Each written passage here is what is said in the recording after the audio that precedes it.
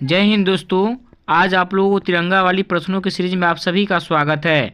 मैं बिहार बोर्ड और UP board class 10th का सामाजिक विज्ञान यानी सोशल साइंस का लघुत्तरीय प्रश्न लेकर आए हैं, जो कहीं ना कहीं बिहार बोर्ड 2024 के लिए कतई जहर प्रश्न होंगे।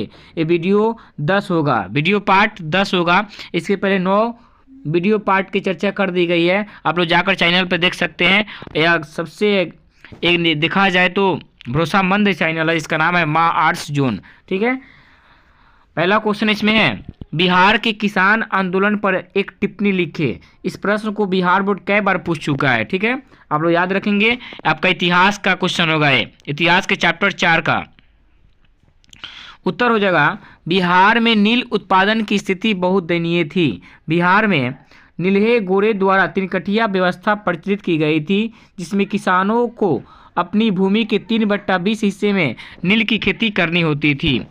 इस प्रकार वहाँ के किसान की स्थिति क्या हो गई? दयनीय हो गई। बिहार में 1922 से 23 में मुंगेर में शाह मोहम्मद जुबेर जैबर के नेतृत्व में किसान सभाओं का गठन हुआ और स्वामी सहजानंद सरस्वती ने बिहार में और पुनः 1929 में सोनपुर में किसान सभा की विधिवत स्थापना की। ये बात याद रखेंगे, बिहार में किसान आंदोलन का यही टिप्पणी था।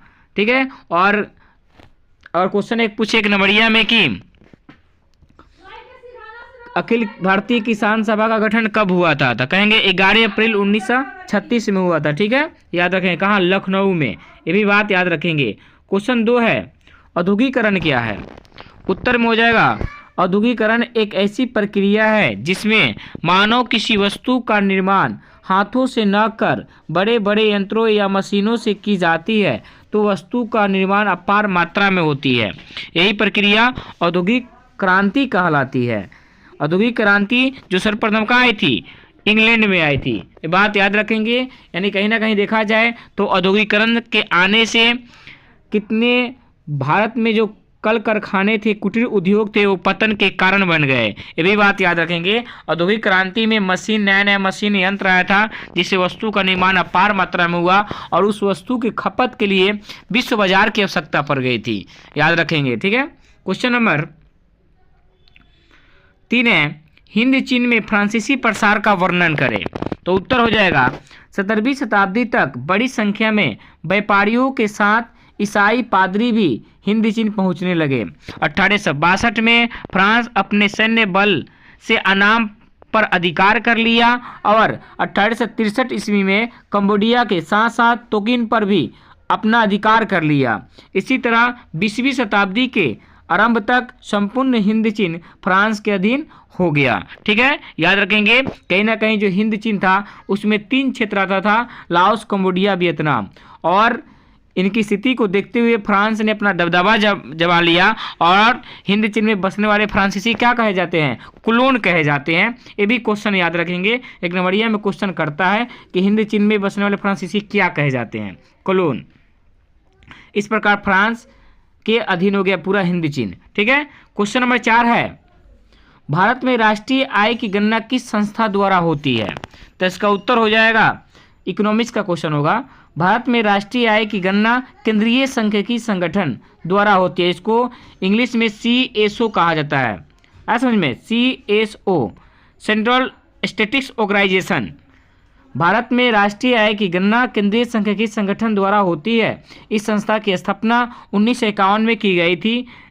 उसके बाद केंद्रीय सरकार द्वारा राष्ट्रीय आय के आंकड़ों के संकलन करने के लिए किया गया था। ठीक है, याद रखेंगे। यानी राष्ट्रीय की गणना के लिए किस संस्था द्वारा स्थापना किया गया? तो CSO को। इसका स्थापना के ही मुताबिक जितना राष्ट्र की आय होती है उसकी गणना करने का काम CSO करता है। याद रखेंगे, इसका स्थापना 1951 में हुआ था, कहीं कहीं 1954 भी दिखाता है। ये भी बात याद रखेंगे। क्वेश्चन नंबर 55 है, ये आपका पॉलिटिकल साइंस का क्वेश्चन होगा। कतई जहर महापौर पर संक्षिप्त टिप्पणी लिखे। इसका उत्तर होगा, नगर निगम में एक महापौर होते हैं। महापौर का चुनाव निगम परिषद के सदस्य अपने बीच से करते हैं। महापौर निगम परिषद का सभापति होता है। महापौर का कार्यकाल 5 वर्षों का होता है।